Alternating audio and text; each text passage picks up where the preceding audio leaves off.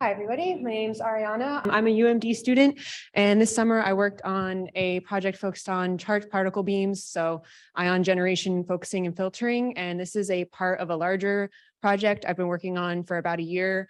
That's a nuclear decay electron capture project. And so it's a big project. There's a lot of collaborators who put a lot of time and effort into it as well. Okay, so why are we here? So the larger project is called Curie, the cryogenic ultra-high vacuum radioactive isotope experiment. And it's a cold ion penning trap. So we're studying beryllium-7, which only decays through electron capture. And in theory, if you perturb the density of electrons around the nucleus as an electron capture radioisotope, you should change its half-life. And there have been some studies with small perturbations in the half-life, maybe 1% or less, but we're going to create a much more dramatic change in the half-life by ionizing beryllium-7 and then storing the ions in our. Okay, so why are we studying beryllium-7 electron capture decay? The two most compelling aspects of this project for me are the astrophysics and the nuclear physics side. So on the astrophysics side, we have beryllium-7 generating electron neutrinos from the solar proton-proton chain. And on the nuclear physics side, we have the ability to, to investigate the mechanics behind the weak force, asking kind of more general quantum mechanical questions like why are decay rates probabilistic? If there is a lower energy state available, why don't unstable atoms decay immediately? And then from a more engineering standpoint, the quantum computing projects that are the sort of the most up-to-date use cold ion traps, usually with beryllium-9. So they're very similar. And the systems that we're creating can be adapted with almost no changes to quantum computing studies, especially because a lot of our components are adapted for size. So they're more compact, more efficient, easier to build. And then, so here is our full system. We have the Ebit at the beginning, which creates ions, 2 lenses that steer and focus the beam, a Wien filter that selects one charge state, 2 more lenses so we can steer and focus the beam into a very small spot in the center of our trap. And then we have a cryogenic system that keeps everything at 4 Kelvin to achieve a very good vacuum. So it's a big project, but for the summer, I was just focusing on 3 elements, the Ebit, Stickler lens, and Wien filter. So before I go into detail on those, I'll give you some background of the physics. We have the Lorentz law. If you're not familiar, it's a simple cross product right-hand rule. If you have taken a physics test, you've done this and then with the wrong, but then you went back. And that's what allows us to steer and select different charge states. And then we have some basic circuitry fundamentals that I've been using to design, for example, this electron multiplier circuit. So that's more important for our diagnostics than for the physical test.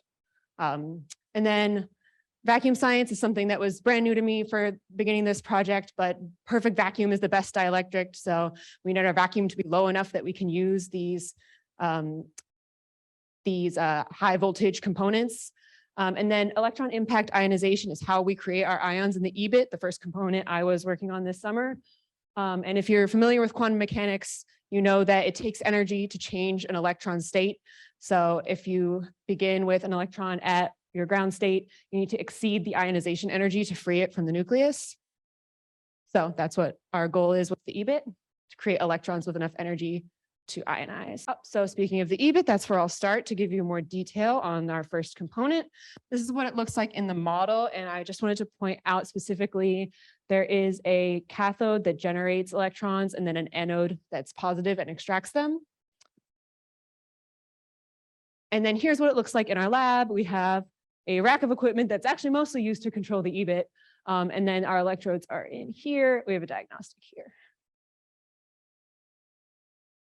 Okay, and so how the Ebit is operated is first we heat the cathode. So we're getting electrons from thermal emission to start.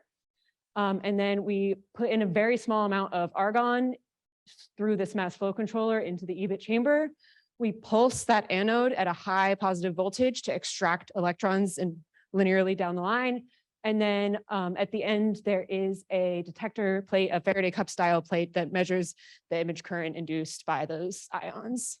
So you can see it's hard to get because it's not a very large current, but there's this small bump here. Okay, and so what I did was I varied each electrode in steps of 20 volts, and then to get the maximum amount of current on that detector plate. And here was the voltages I ended up that differed slightly from the simulations. This is the biggest difference, which was interesting because we're using argon as a test. It has 18 electrons, much more than beryllium's 4. So the higher electron energies allowed us to ionize those tightly bound electrons in argon, giving us a larger current. And then our next two components are the Sickler lens and Wien filter. The Sickler lens. Okay. The Sickler lens, you can see kind of the progression of it started as a model, and then we constructed it, and now we have it in our chamber. If you're familiar with an Einzel lens, that's just a 3-electrode focusing lens, but a Sickler lens is sliced, so you can apply different potentials to each of these 4 electrodes. So you can use these to like pull your beam up, down, or pull it back forward. So your 2 axes normal to your direction of motion. So it's more compact than like using a big magnet to bend a beam. And then if you have 2, you can use them to steer. So you can make a correction in your beam trajectory. And then our Wien filter, it really utilizes our Lorentz force that I mentioned in the beginning, your right-hand rule. If you have a charge moving and a magnetic field, you're going to get a force, sort of a bending force to the side, like you can see up here.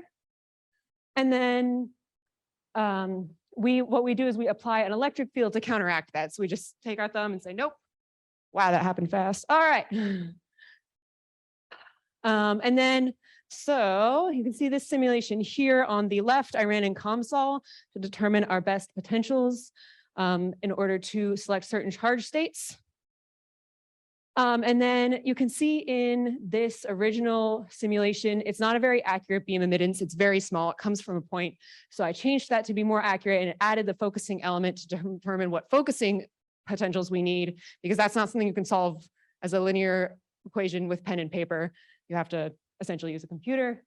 And so I found our ideal operating voltage. All right, and then here is how our current setup looks. We're not just simulating it, we are building it. This is the original model, and here's what we have right now set up in our lab: the Ebit, the lens chamber, and then the Wien filter. And then we are going to continue. We're hoping to have the system complete by about March. And there's my references, and that's everything.